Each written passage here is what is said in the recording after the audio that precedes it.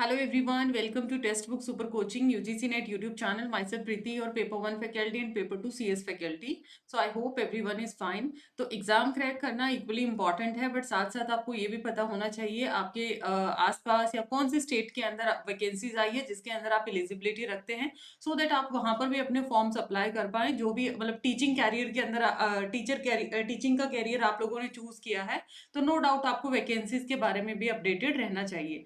तो उसी के रिगार्डिंग ये छोटा सा अपडेट है। सो आई होप जिसकी भी एलिजिबिलिटी है वो टाइमली अपने फॉर्म्स को फुलफिल करेंगे। तो यहाँ पर मैं आप लोगों की एलिजिबिलिटी क्या है, क्या पे स्केल रहेगा, क्या यहाँ पे क्वालिफिकेशन है, वो सारा कुछ डिस्कस करने वाली हूँ। सो वीडियो को लाइक शेयर जरूर करना है और चैनल को सब्सक्राइब कर लीजिए ताकि ये वाला पार्ट भी आप लोगों को चैनल पे मिलता रहे। देखिए, ये जो पर्टिकुलर वैकेंसीज निकली हैं ये आपका teacher recruitment board government of Tamil Nadu की तरफ से निकली है। ठीक है, आप देख सकते हैं यहाँ पर।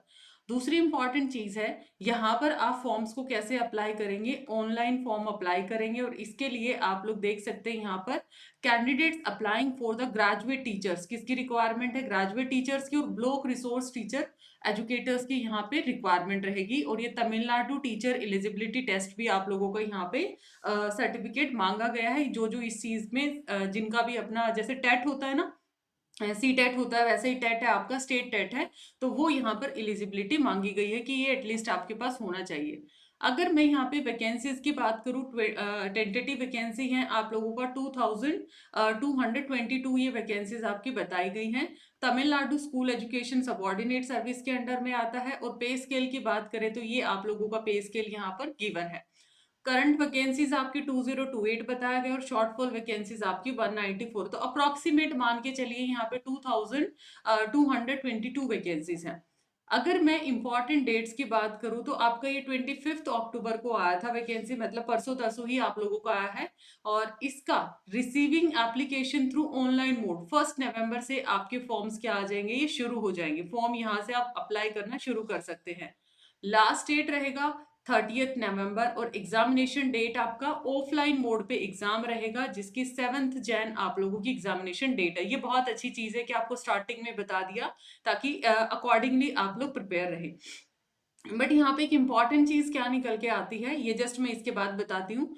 ये आप देख सकते हैं, नेम ऑफ द डिपार्टमेंट आपका है, जैसे कि आपका करंट वैकेंसीज जैसे इंग्लिश है, मैथ्स है, साइंस में physics chemistry botany zoology history geography, ये अलग अलग वैकेंसीज आपकी अलग अलग यहाँ पे बाइफर्केशन का रखा है। तो आप इसको नोटिफिकेशन से चेक कर लेना। वेबसाइट लिंक ऊपर दिया गया, वहां से डिटेल नोटिफिकेशन भी डाउनलोड कर सकते हैं, या मैं इसको टेलीग्राम पे भी प्रोवाइड कर दूंगी।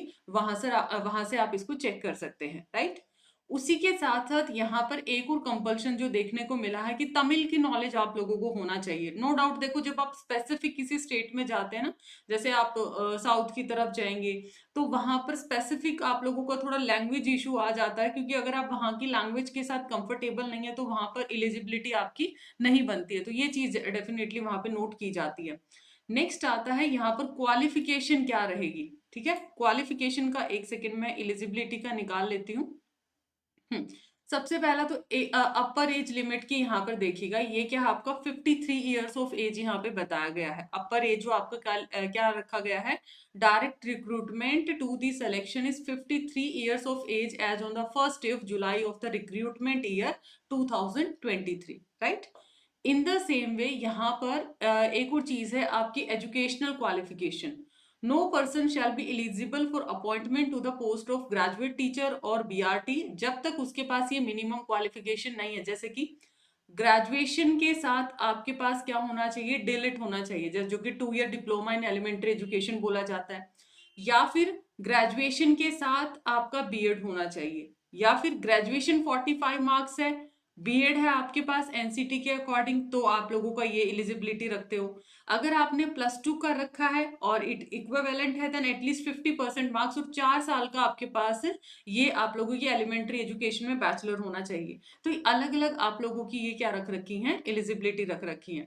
और उसी के साथ साथ एंड में क्या बोल रखा, मतलब ये तो कंपलसरी है, ये तो आपकी एजुकेशनल बोली है, must have a degree of its equivalent with such subject or language in respect of which recruitment is made. Let's suppose आपने साइंस रखा तो साइंस के रिस्पेक्ट में आपके पास डिग्री होनी चाहिए, जैसे ग्रेजुएशन की बात करें।